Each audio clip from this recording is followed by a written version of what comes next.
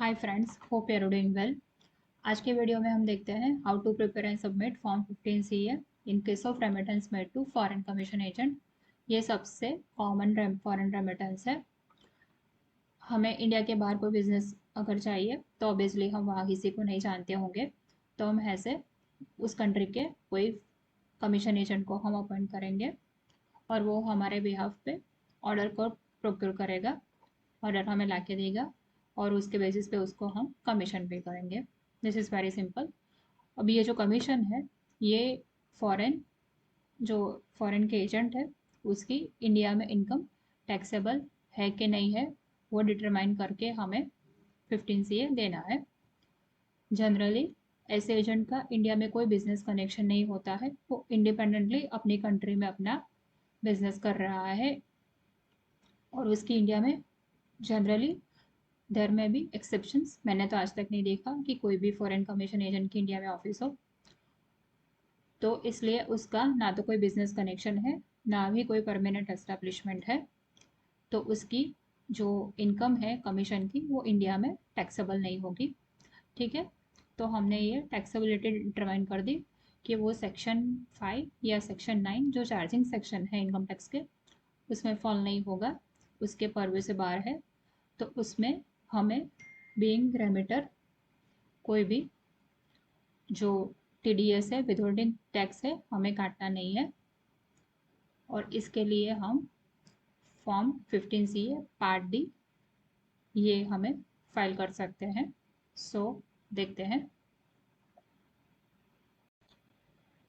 Form 15 CA part D तब देते हैं जब जो रेमिटी है, जो नॉन रेसिडेंट है, उसकी इंडिया में इनकम टैक्सेबल नहीं है और कोई भी हमें विदहोल्डिंग टैक्स ऑब्लिगेशन नहीं है। ये SSC के लॉगिन से ही हम बना सकते हैं, इसमें फॉर्म 15 CA की कोई ज़रूरत नहीं है। सो मैंने ये SSC का लॉगिन कर लिया है। अब यहाँ ई फाइल में जाकर इनकम टैक्स फॉर्म्स में फाइल इनकम टैक्स फॉर्म, इस पर क्लिक करेंगे।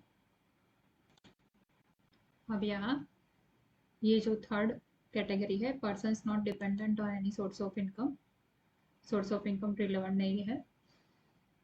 यहाँ form 15 CA deduction of tax at source, form 15 CA file now पे क्लिक कर सकते हैं। उस पर क्लिक करने से ये विंडो खुल जाएगा, information for payment to NR form 15 CA। यहाँ SSC का PAN, submission mode online, offline अगर आपको बल्क अपलोड करना हो तो ऑफलाइन यूटिलिटी में जाके प्रिपेयर करके यहाँ से कर सकते हैं। मैन्युअल अभी एक्सेप्टेबल नहीं है, सो ऑनलाइन सिलेक्ट करके फाइनेंशियल ईयर सिलेक्ट कर लीजिए। ऑब्वियसली ये 2024 है। कंटिन्यू, नेक्स्ट विंडो है। Let's get started. Now you have to select the appropriate part A, B, C and D. We are selecting part D to be filled up if the remittance is not chargeable to tax under the provisions of the Income Tax Act other than payments referred in Rule 37BB. ठीक है, सो जैसे कि मैंने बताया commission agent की जो income है वो इंडिया में टैक्सेबल नहीं होगी। So we need to select part D, proceed. So this is part D. This is the most simplest form 15 CA. Part D में सबसे पहले रेमिटर की जो डिटेल्स है वो ऑटो फिल होके आएगी। We don't need to do anything, I am just clicking on it and accepting it. ये ऑटो फिल होती है, ये कंप्लीटेड है, मैंने जो है वो उसको ही सेव कर लिया। देन है रेमिटी, जो रिसिपिएंट है उसकी डिटेल है, उस पर क्लिक करके हम ये मैंने विंडो ओपन कर लिया। यहाँ हमें जो एजेंट है कमीशन एजेंट उसकी डिटेल डालनी है, नेम, फिर अगर आपको उसको फ्रीक्वेंट आपको उसके साथ ट्रांजैक्शन है तो उसका आप यहाँ रेमिटी का नाम भी सेव कर सकते हैं। अगर उसका पैन है, जनरली नहीं होगा, ये मैंडेटरी फील्ड नहीं है, तो उसका आप आसानी से स्किप कर सकते हैं। उसके बाद जो कंट्री है उसकी यहाँ ड्रॉप डाउन मेन्यू में से उसकी कंट्री सिलेक्ट कर लीजिए। ऑब्वियसली इंडिया नहीं आएगा, जो फॉरेन कंट्री है कंट्री सिलेक्ट करने के बाद उसका पूरा एड्रेस आप यहाँ डाल सकते हैं।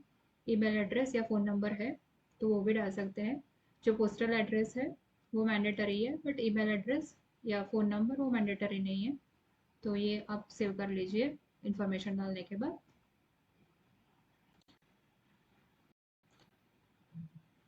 I have inserted all the necessary fields in recipient's details. Now let's go on to the next page. Next page is regarding fund details, the fund which you want to transfer. जो आपको remit करना हो वो foreign remittance की details third part में, third page में डालेंगे। Let's click on it. Here you need to select country to which remittance is made. जिस कंट्री में आप पेमेंट कर रहे हो, in this case it's US. So I am selecting US from this top down menu.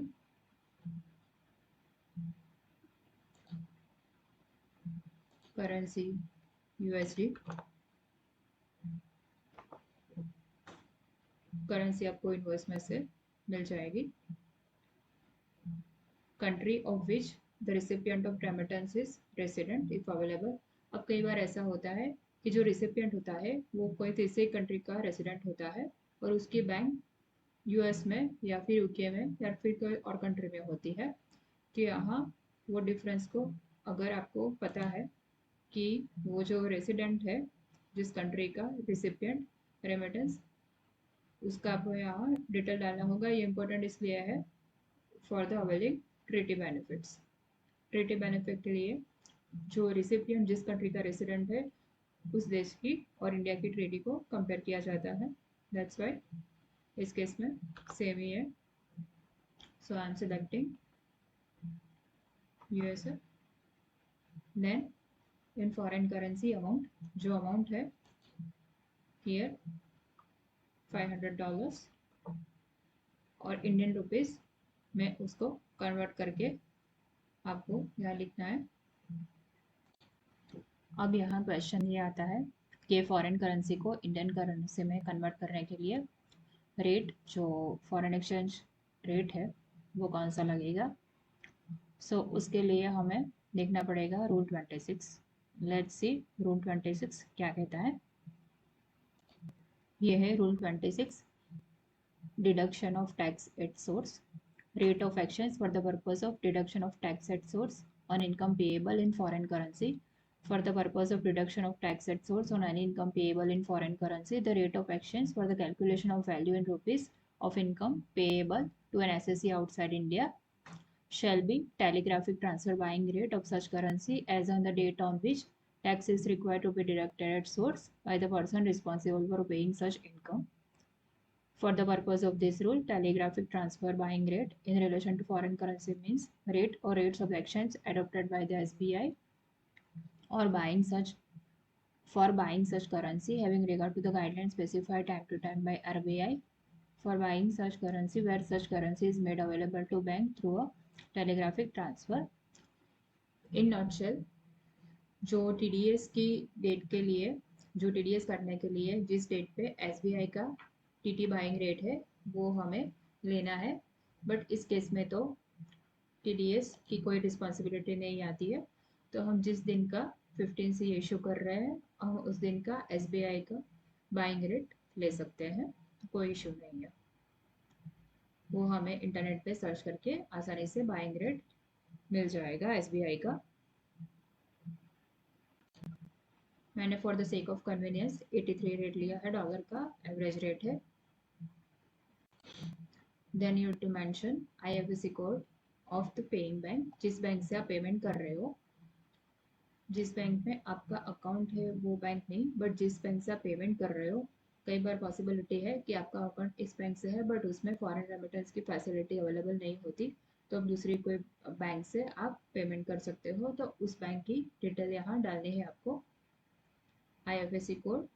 और जैसे ही आप IFSC code डालेंगे वैसे ही बाकी सारी detail, name of the bank, branch, BSR code, ये सब ऑटोमेटिक पॉपअप होगी। After that you need to select propose date of remittance. जिस दिन हम 15C इशू कर रहे हैं जनरली वो डेट प्रपोज होती है। Now nature of remittance. So ये फॉरेन कमीशन एजेंट को हम पे कर रहे हैं तो कमीशन। पर्पस कोड बेटर है आप पहले से बैंक को जो क्लाइंट के बैंकर है उनसे वेरीफाई कर लीजिए, क्योंकि कई बार होता है कि बैंक को जो हम पर्पस कोड सिलेक्ट करते हैं वो एक्सेप्टेबल नहीं होता। इसमें other business services very first S1002 trade related services commission on export import, ये एक्सपर्ट सेल कमीशन है। Then I certify, then save. We are almost done. Last part is verification. So this is here to simply put the name. जो person sign कर रहा है 15CA उसका नाम यहाँ लिख के वेरीफाई करना है, प्लेस लिख के, नथिंग एल्स। इसको भी सेव कर लीजिए। सो हमने पूरा 15CA फिल कर लिया है। प्रीव्यू देख लेते हैं एक बार सबमिट करने से पहले। एक प्रीव्यू देख लीजिए आप। अगर कोई फील्ड में एडिट करना हो you can always edit before submitting.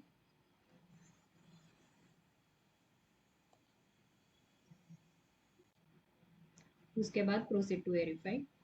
अगर आपके पास डिजिटल हो तो आप डिजिटल से भी वेरीफाई कर सकते हैं, अगर नहीं हो तो OTP या EBC से भी कर सकते हैं। बट अगर टैक्स ऑडिट का केस हो तो डिजिटल से वेरीफाई करना मैंडेटरी होगा। प्रोसीड टू वेरीफाई पे क्लिक करेंगे, कंफर्मेशन पूछेंगे, are you sure you want to proceed to the verify, select yes. हमारे पास वेरीफाई करने के लिए बहुत सारे ऑप्शन दिए गए हैं। How you do want to verify, I would like to use OTP correct with Aadhaar, और I would like to use DSC what. फिर EBC से भी आप कर सकते हो अगर आपका नेट बैंकिंग उससे कनेक्टेड हो तो।